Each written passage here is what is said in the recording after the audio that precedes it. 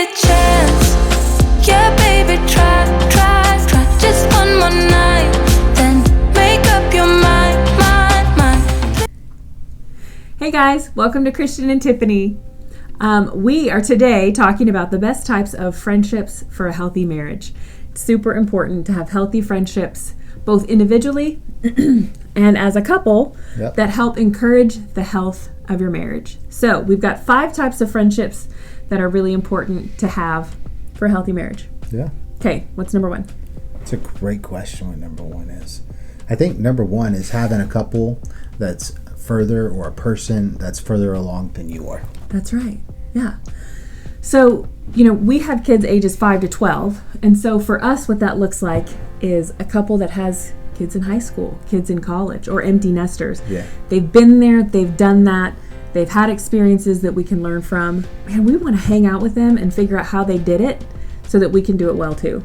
Absolutely. I'd rather learn from their experience and get their wisdom than have to make a mistake and walk through it myself. And that's not just for parenting, that's for marriage too. I mean, these couples that have been together for 40, 50 years, hang out with them, figure out what worked. How did they do it? How did they make it last? How did they keep the love alive? How did they keep the spark lit? All Cuddle of those time. things. Cuddle time. All right. So, 2, the second type of friendship that you want to have for a healthy marriage is people or couples that are in the same place in life that you're in. Same lane. Yeah. So kids the same age, or newly married and no kids, or whatever that may be, so that you can confide in each other through life struggles as you go and be like, listen, I get it. I know exactly how you feel. We're going through the same thing too. Let's work on this together.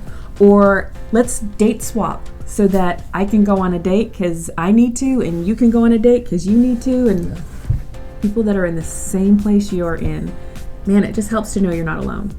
It does. And it's good to have that couple or that person that's in the same lane as you that you can confide in, but also that you can be reprimanded from. Like, I've got a good friend that he'll tell me if I step out of line or I say something inappropriate to my spouse, or, he'll do a check on me, which I really value and appreciate, because it lets me know, like, a lot of times I can't see maybe what's wrong, or I don't realize that I'm doing it.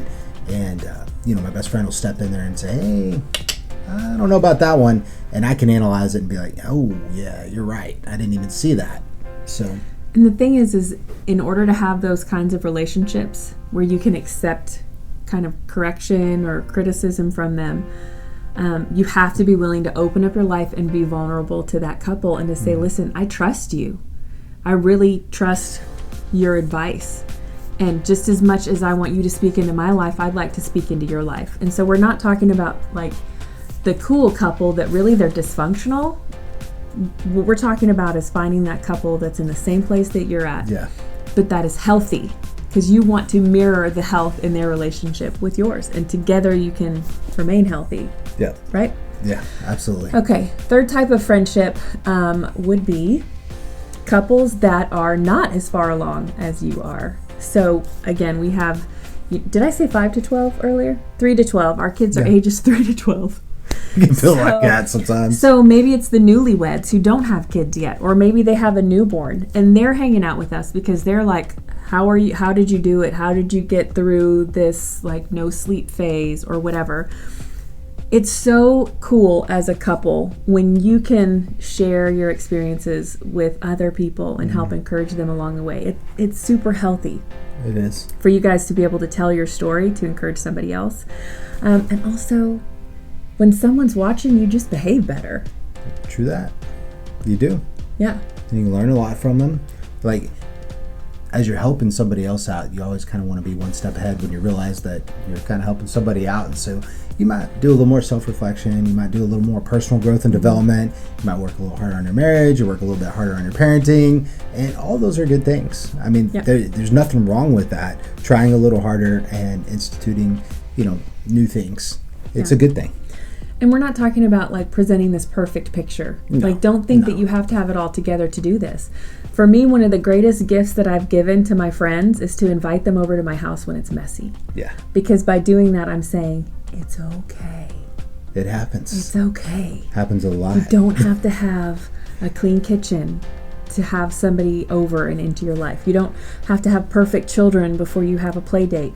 It's all about doing life together. Yeah. And again, you want to find somebody who has desires to be healthy, right? So that you can exemplify that to them. And there's some fun stuff about that too, especially when you hang out with newlyweds. You're like, remember when we were like that?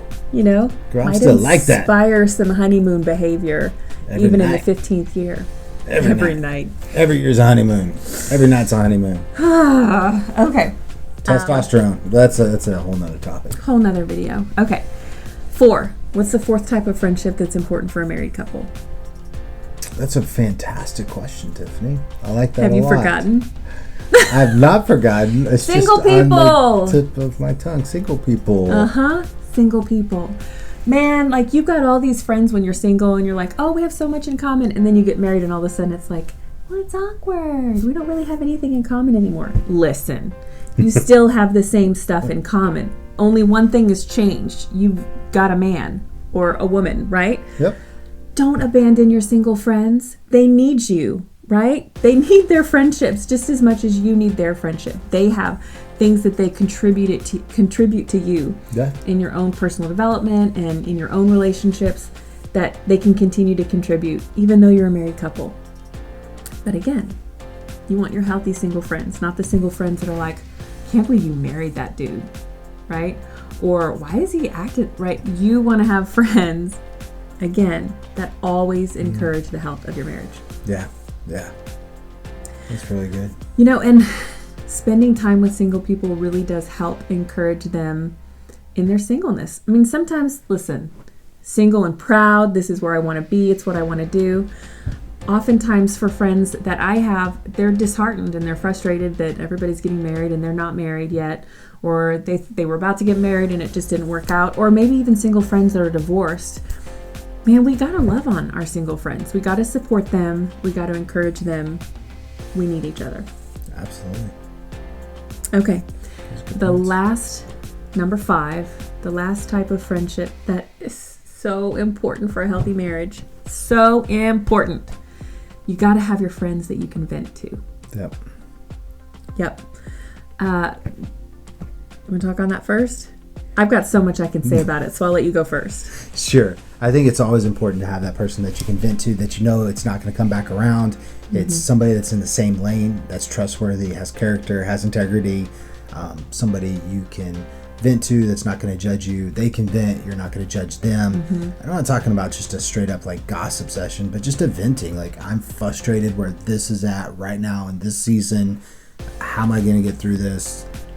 Obviously you're going to get through it, but you need that person that you can vent to that's not going to judge you, and you're not going to judge them. And again, it has to be a person of integrity, a healthy person that's going to encourage you and point you in the right direction. Yeah. So I'll give you 2 examples. First example, probably the most common one is your spouse is getting on your nerves and you're frustrated, or they really hurt your feelings, you're really in conflict. And you really need to just vocalize and talk it out. So you need to find that friend that you can call and say, I'm so frustrated, I'm so hurt, I'm so angry, this is what's going on. And that they'll say, I am so sorry you're going through this. And they're not going to hate your spouse because of it. Yeah. They're not going to call your spouse and get involved. They're just going to listen. They're going to encourage you. And then they're going to help offer support like, hey, I read this book that might help you, try that. Or let me watch your kids so you guys can go on a date night and work this out. Or I'm praying for you. You need that person that's going to be able to take it and not end up having offense towards your spouse by hearing it. They're not going to internalize it. Right. So that's the first one. And the second one is, the second example is Christian has had many times in his careers situations at work that are stressful. Whether it's his boss or coworkers or layoffs or whatever it is where he's very stressed. And he would come home and he would vent to me about all this stress at work. And I'd like to think that I'm a strong person, but I could not handle taking on his stress because it made me feel so insecure. So we talked earlier about having people that are ahead of you, right? So that would have been something I could have brought to somebody that had been ahead of me that could have been like, don't do that. Or having somebody in the same lane that you could vent to. It's not your wife, it's that person. Again, another valuable lesson could have learned along the way how to listen to either one of those. And so it's just a valuable lesson, and it really does. You can avoid a lot of unnecessary conflict. Some conflict's good, but unnecessary conflict, hardship, and heartache by having these different levels of relationship that shouldn't all just be your spouse. That's right. And that's not to say that you can't come home and talk to your spouse about a stressful day. Right. But there are some things that are better left in a man-to-man conversation, because he would call, those relationships that he had. Yeah. And he would vent, I'm so stressed and blah, blah, blah, and I think I might lose my job, but I'm just not sure. He gets his fear out, his frustration out, his anger out in that conversation, and then he can come home to me and say, hey, babe, this is what went down at work. I'm a little bit concerned about this, but I talked to so-and-so, and I'm feeling a lot better about it, and we're just going to wait and see. So we're not talking about keeping secrets from your spouse, but we're saying not at all. Not to put the weightiness of your emotional struggle on your spouse alone, especially if it's something that your spouse can't handle well. Yeah, or good. I don't go to him about girl problems. He really doesn't give me what I need when I vent to him about girl problems. But my sister, my friends, they give me what I need. They give me the support I need. Okay. Yeah. So those are your 5 types of friendships that you need for a healthy marriage. Yeah. Where do you find these friends? That's a great question. I think, one of the best places you can find those at church, really. Get involved in like a small group, life group, whatever they want to call them. You develop these relationships. I've developed wonderful relationships, both ahead, behind, and at the same level as where I'm currently at, through church. And it's really been a huge blessing over the years. And that's not to say that everybody at church is healthy, because listen, nobody is perfect, and the church is not a place to I'm going to go find a perfect friend. You're going to have hurt in any relationship and any friendship that you have. But chances are, if you go to church and you start watching people, you're going to connect with somebody. You're going to connect with a couple. Yeah. You're going to connect with you're going to see somebody that you bump into every Sunday when you're picking up your kids from their preschool class or whatever, that you just connect with. And you just have to make an effort to pursue that friendship and pursue that relationship. And I think, it's really hard for guys. It's really hard for guys. I think women are much more natural at this. And for men, it is outside of our comfort zone. And it's something that we literally have to work on. It takes work and hard work for men because we internalize more.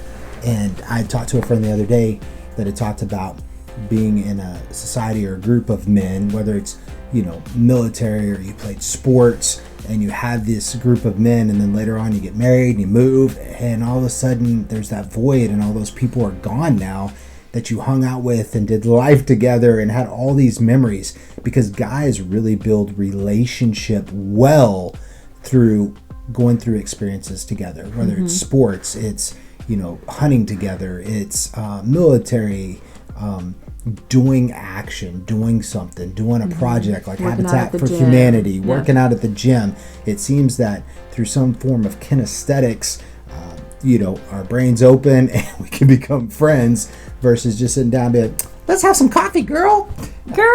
It's not the same. Yeah. And I think it's important to just realize that sometimes life just gets busy. Yeah. And maybe you text them and say, let's hang out, and they don't respond. And then you're like, ooh, obviously they hate me. That's not, keep pursuing. Yeah. Keep pursuing. One of the best things that you can do when you say, let's get together. Yeah, that'd be great. Let's do it. Just pull out your calendar on your phone and say, I'm available on Tuesday. How about you? Get it scheduled. Get it done. That's great. It's so important and so worth it to have healthy friendships that will help encourage a healthy marriage. Get you one. Do it. All right, guys. Thanks for watching. Like, comment, subscribe, click, do all the things. I like it. All of them. All of them. All right. Bye. Bye.